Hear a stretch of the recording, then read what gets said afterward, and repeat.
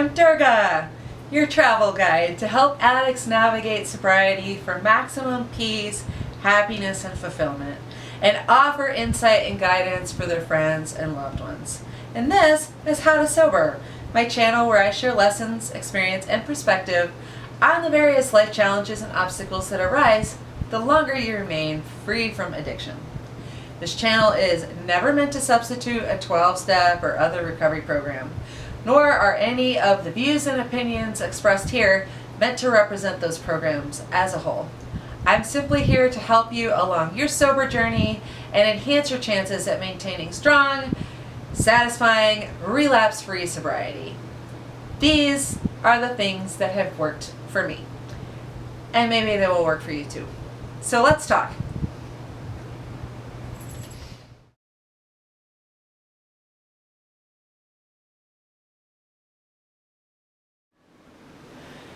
Today we are going to talk about one of the most common things that is heard in early sobriety, which is don't date in your first year. Now, if you are like most addicts, you are unlikely to follow any rule that doesn't sound like a fun rule to follow, unless you see that there is a very compelling reason behind it. Well, I have 6 damn good reasons for you, and we're going to go into those in detail so that it makes sense. It's almost become a cliche in the program that you don't date in that first year clean and sober. Everyone jokes about it, but almost no one does it. Except me. I did follow that rule. There are some experiences I had at the beginning that I'm not going to go into here that really solidified that for me and just basically made me see why it was a good idea.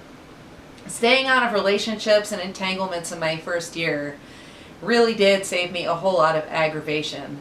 And it made sure that I grew at a fast enough rate and a consistent enough rate to make sobriety feel like something that was worth sticking with.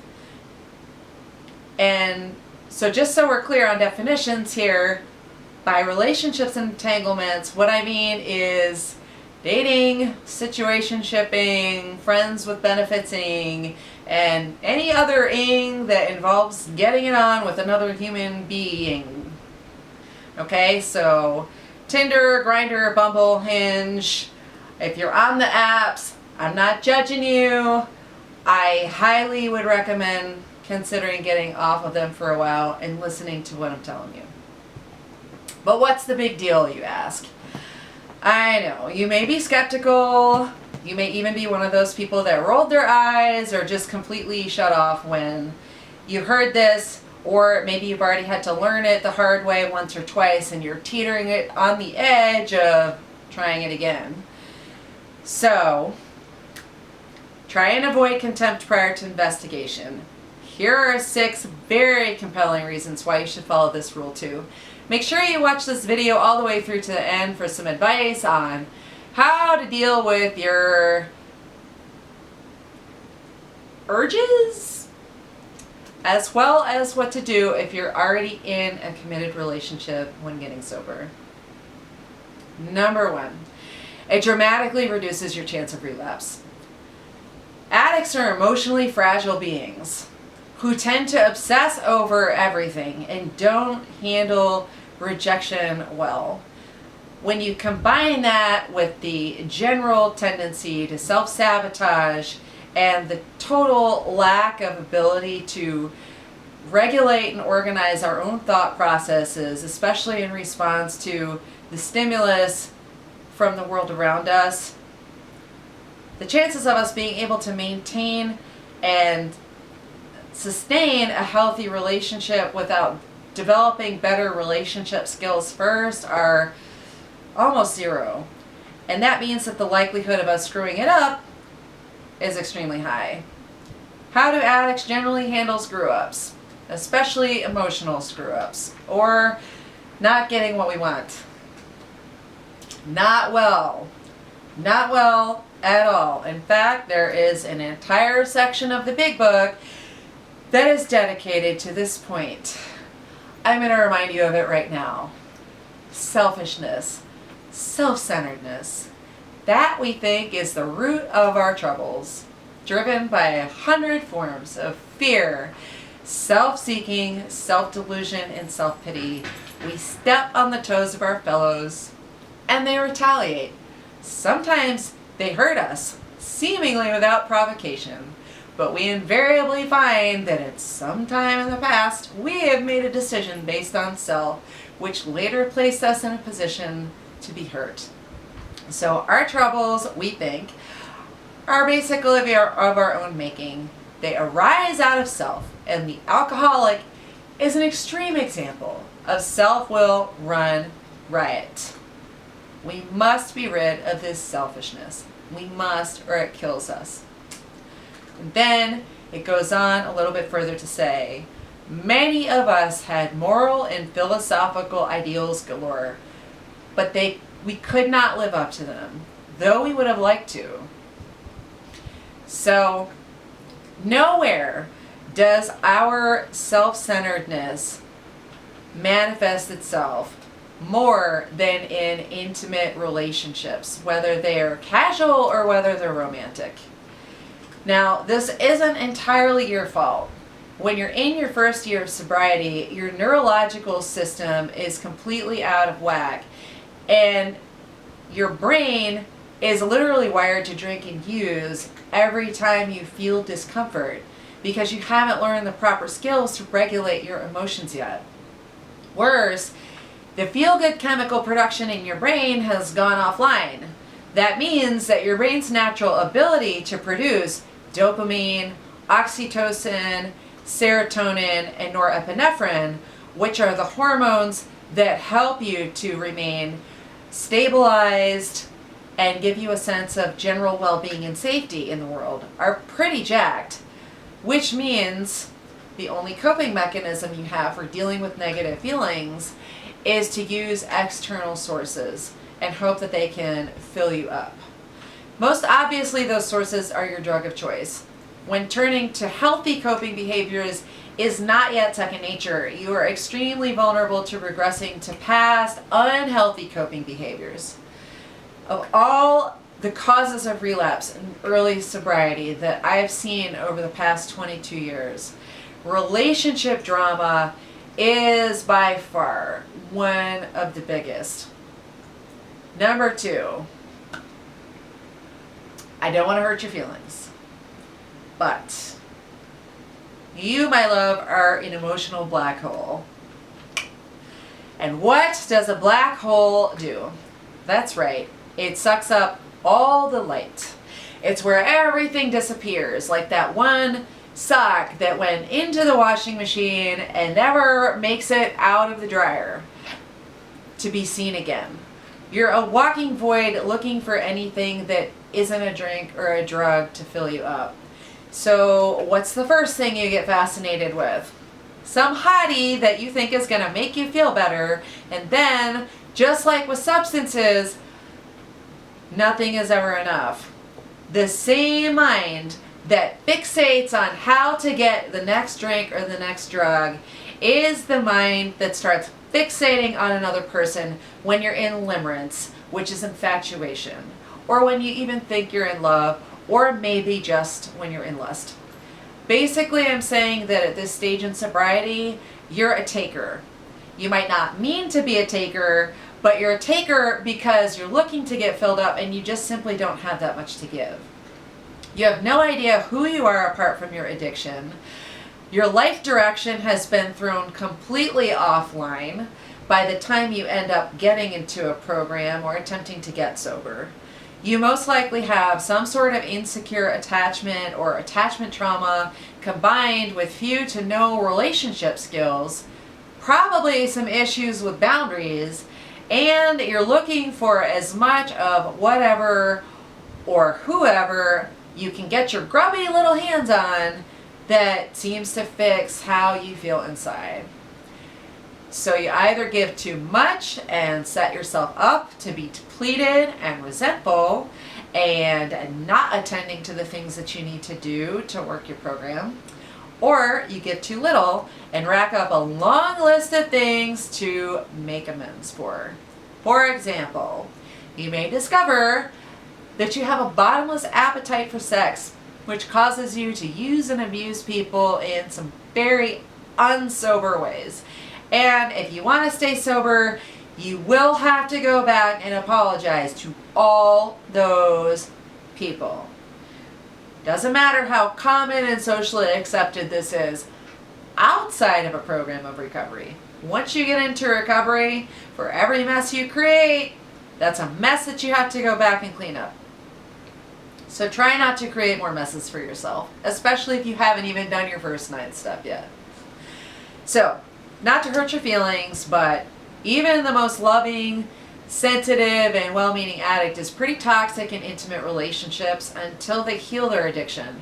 And in the first year, you are a long way off from that. Don't subject other people to your sickness. They can't give you what you're looking for. And you, as delightful as I'm sure you are, you just don't have that much to offer right now.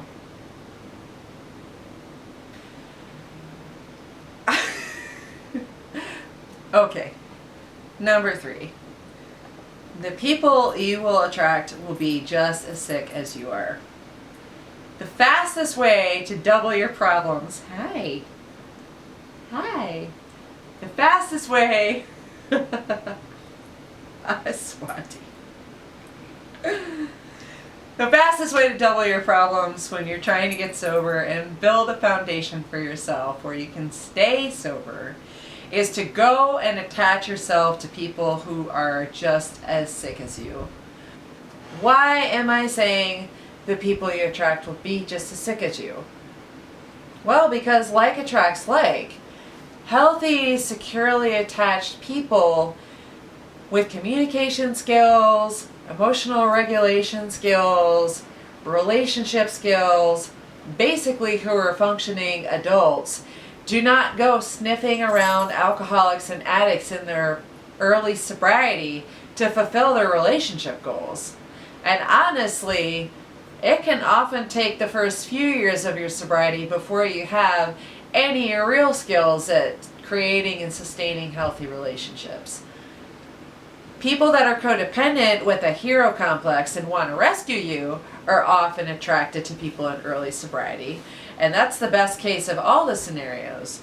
But this still results in a host of problems as you use and eventually come to resent them. Besides, you don't need anyone co-signing your bullshit when you're busy trying to become a better human, right? Various other types that just don't have much to give you or are often pretty emotionally unavailable and reinforce all your bad habits and block your growth is another type of person that might be attracted to you. They won't understand addiction at all, and when your bad behavior affects them, that lack of understanding means you won't be able to constructively resolve things. Worse, when you hurt them, it just feeds the toxic guilt and shame festering at the core of all addictions. Now, I'm not saying that the only relationships you're ever going to be able to have in sobriety are with other people who understand addiction. That's not true at all. And sometimes having somebody who does understand addiction can be less helpful than it sounds like it would be. When you have a strong, healthy recovery under your belt, then the only person that you need is you and your higher power to be able to maintain that. But the problem in early sobriety is that most of your negative behaviors are aspects of your addiction still expressing itself. And so when you're with somebody who doesn't understand how that works, you're more than likely to just run into judgments and misunderstanding, which can cause a lot of unnecessary pain. And you're not going to have a common language to be able to communicate and help foster the understanding and validation that you need. But the worst case scenario is that you attract really, really shady people that see exactly how vulnerable you are and deliberately want to exploit you for it, like narcissists, sociopaths, and psychopaths.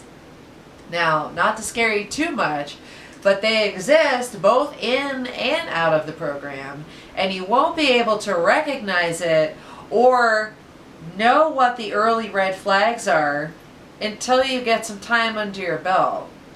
A person like that can absolutely destroy the fragile little butterfly that you are becoming just as you're starting to get your feet under you, or as your feet are leaving you because you're a caterpillar becoming a butterfly. Anyway, you get the point. Toxic people can really wreck your life, and nobody is more vulnerable to attracting toxic people than an addict in early sobriety. All of the above goes triple for dating another getting sober addict in their first year, or dating a sober addict with more clean time that absolutely positively should know better than to be hitting on someone in their first year. That is called 13 stepping. It is not okay, and I'll be doing separate videos on both of these things later, so keep checking back on this channel. Ultimately, what you need to know about the attention that you may find yourself getting from other people in the program, regardless of how much time they have, is that if they are coming towards you with that kind of energy, when you are just getting sober, they're not doing it for the right reasons, no matter what they tell you or maybe even what they might be telling themselves. Your best choice in that scenario is to run the other way. So, learn to love yourself by waiting until you can attract healthy people who genuinely see your value. And they'll see it because you're relating to others through your authentic self, which is where your value lies, instead of relating to people through the noise and internal chaos and dysfunction of your addiction. Number 4, it's switching one addiction for another. Sex, relationships, and if that fails, porn is the first addiction most alcoholics and drug addicts rush to use as soon as they put down substances, or at least they are tempted to rush to use those things. The problem with this is that you're not just an alcoholic or just a heroin addict or whatever your drug of choice happens to be. That's not how the brain works. Addiction is essentially the disease of the internal, unfillable void. And that means that until you heal your addiction and rebuild your internal wiring, you are always looking for whatever fix temporarily fills this void, or at least takes the edge off and makes you feel it less. The problem with doing this is that even though you might be working the steps, going to meetings, talking to your sponsor, doing service work, all the things, you are staying emotionally and mentally stunted because you're still indulging your addiction. It may not be the addiction that got you into the program, but until you deal with that, you as an addict will use anything addictively. And anything used addictively is harmful to someone who has the disease of addiction. Furthermore, just think about the obsessive mind that has always strategized and orchestrated and ruminated on how to get the next drink or drug. Well, as soon as that obsession is off of the substances or trying to stay away from the substances, it automatically looks for something to fixate on that gives it the same hit. And the easiest thing to fixate on is another person. So then you find somebody that is the object of your affection, or maybe just the object of your lust, and it completely hijacks your attention in the same way that running after the drink or the drug hijacked your attention. And when that happens, there's a term for this, it's called limerence. It can be extremely destabilizing. In fact, it is destabilizing for almost anybody in or out of recovery, including recovered addicts with a lot of time under their belt. But when you are in that first year and just getting sober, it can destabilize you right out the door. This harm also results in delayed growth. And that's part of what the destabilizing does. Delayed growth results in delayed satisfaction, and delayed satisfaction often results in a miserable addict in their first year of sobriety going, this isn't worth it, what's the point? Which is a very dangerous place to be. Think of a wound and its healing process. The first thing that needs to happen as soon as you stop the bleeding is for it to clot, and then it scabs over. And then the tissue begins to heal from the outside in. So that surface healing becomes very visible right away. And for a newly recovered addict that is starting to clean themselves up a little bit, it's oftentimes easy to fool family and friends and outsiders into thinking that you're doing better than you are. But the problem is, the real deep tissue healing is what takes quite a bit of time, especially with deeper wounds. So if you keep itching the scab though and messing with it, that inner healing can't happen, and then the whole process gets screwed up. At worst, you have an unhealed wound that festers increasingly and gets worse and worse. At best, you have a bunch of unnecessary scarring. To have the greatest possible chance of long-term sobriety success, it's important to hit those milestones along the first year as quickly and early as possible. I don't mean by rushing things or taking shortcuts. I mean by following the process as closely as you can so that you can start to get happy, so that you can start to see those 9-step promises realized in your life and get that sense of relief that your body and mind and soul have been craving for so long. Addicts are addicts because we're looking to feel okay inside. And an addict in sobriety that takes too long to start feeling better is an addict that is highly susceptible to relapse. Okay, number 5. You do not need the distraction. Getting sober is a full-time job. It takes up all of your emotional and mental bandwidth between all the things that you have to do for your sobriety program and then everything else that goes with it. That's true whether or not you are a student, whether you're retired, whether you're working full-time, part-time, staying home and taking care of kids, whatever it is. There are damn good reasons why the AA and NA slogans that you hear all the time exist. Go to 90 meetings in 90 days. Read the big book. Call your sponsor every day. Work the 12 steps. And then in between all those things, you're learning how not to drink or drug from hour to hour, and then day to day, and then week to week, and then month to month. You're learning how to life sober, how to people sober, how to work sober, maybe even how to parent sober. And many of the things that you thought you knew how to do, you start finding out that you don't know how to do them as well as you thought you did. Or maybe the coping skills were so wound up in the way that you used to drink or drug that all of a sudden you don't feel like you know how to do anything anymore. And then, what the hell to do with all of those feelings that come rushing in? Who even are you as a person now that you're not drunk or high all the time? Where's your life going? What about all the toxic shame, guilt, and regret about the past? The uncertainty about the future? And what about this God thing? What's conscious contact? What's a higher power of my understanding?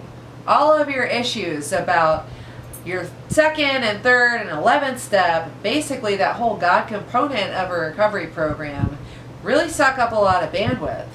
So you tell me, do you really think that you have any emotional or mental capacity to handle the work of building and nurturing a healthy relationship right now?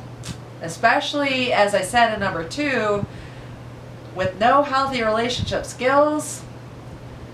And I hate to tell you, no matter how casual you may think you're keeping it with somebody, you're still dealing with another human being, and another human being is unpredictable and has needs and feelings that are often inconvenient to your needs and feelings. I think I've made my point. And finally, number 6. I want you to say this with me and say it to yourself as many times as you need to really internalize this.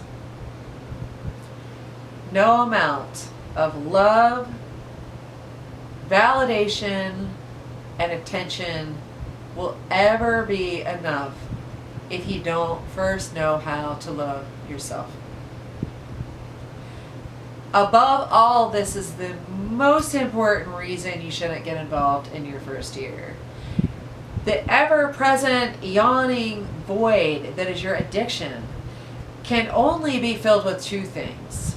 First, with a deep, abiding, tangible connection to a higher power of your understanding that feels real to you. There's a reason addiction is often called the God hole. And second, with total and unconditional love for yourself. Only when those two things are solidly in place can you truly love anybody else. And only when those two things are solidly in place can you truly let anybody else love you. The initial entanglement of a relationship, a situationship, or a friends with benefits in early sobriety is a form of a high, and initially it feels like it takes the edge off the pain of getting sober. But it doesn't take long before you find yourself chasing that high just like you chased all the other highs, and the ultimate lack of fulfillment brings you right back to square one, which is having to face and deal with you. So the more you keep your attention on that to begin with, the faster you can become the type of person that you want to attract and build a love that's genuine and worthwhile. A few final thoughts. Okay, the thing that nobody ever wants to say out loud, but everybody's thinking it. But Durga, I'm horny. So what? No one in human history has ever died of horniness, but millions of people die every year around the world from alcohol and drug addiction. And millions of addicts in recovery that really, really want to get sober end up relapsing and have to try again and again, or maybe don't even make it back, because they got themselves involved in intimate relationships too early. Deal with it. Get batteries, get toys, get lotion. Better yet, turn that primal, juicy, creative energy into art or music or learning a new language or a craft or a skill. I mean, think about it. Sexual energy is life force in its purest form. It can be a superpower when it's redirected towards other pursuits. Think about everything that you've lost when you were out there using, and more than all of the external things you lost yourself. You come into this program and you really don't know who you are anymore, except for this broken mess of consequences and pain and regret. Give yourself this time. Give yourself this time. Find out who you are. Find out what kind of a life your higher power has in store for you and what you want out of your life going forward. Learn to generate authentic self-love in a variety of ways. Learn and practice skills to develop some control over your mind so that you aren't constantly dragged here and there by these destructive impulses to do anything and everything to escape what's going on inside. None of those tendencies are going to help you in sobriety. More than anything else, even if you're staying sober, they're not going to help you with the emotional and spiritual sobriety that really makes it long-term fulfilling and worthwhile. There are so many things that you can do at this time in this first year. Start a business, build a house, invest in yourself 100%. Trust me, I promise you'll be fine. Now lastly, what if you're already married or committed long-term? Obviously, if you're in a relationship that predates your sobriety, no one is saying that you should get a divorce. However, if you haven't yet, I suggest that you read the chapter called To Wives in the Big Book.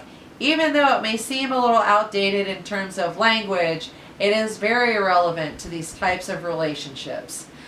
I also strongly encourage you to consider getting your partner to start attending Al-Anon and working an Al-Anon program. You may also want to think about getting into couples counseling.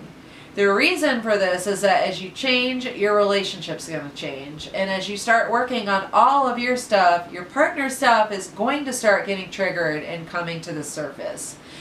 Now, a lot of times, the partner is pretty resistant to this idea in the beginning because they have been the strong one keeping it all together, and you have been the broken, chaotic one causing all the problems. And so when you bring up these ideas to them, you may encounter some resistance, frustration, or even anger. But there are tools to be able to have those conversations in a constructive way. And remember, this is really to benefit the both of you. The dynamic in relationships between addicts and non-addicts is generally not the healthiest. And as the non-addict may love you for who you are and vice versa, they still often have issues of their own which cause them to be drawn to you and stay with you in the first place as an enabler. Your chance of navigating these changes with your relationship remaining strong, happy, and intact increase significantly if you and your partner treat this as part of your getting sober process and take it on together. It's also possible that through sobriety, you and your partner may grow apart. Not all relationships survive when one or both people decide to make a major life change, like getting sober. But I don't want you to let that fear take over your mind right now. Just keep putting one foot in front of the other, work your program, trust your higher power, and know that the tools you need to deal with that if and when it happens will be there for you. And no matter what, you will be okay. Thanks for watching. I hope you'll let How to Sober help you have breakthroughs and psychic changes again and again in your sobriety journey for maximum peace, love, and satisfaction in sober life.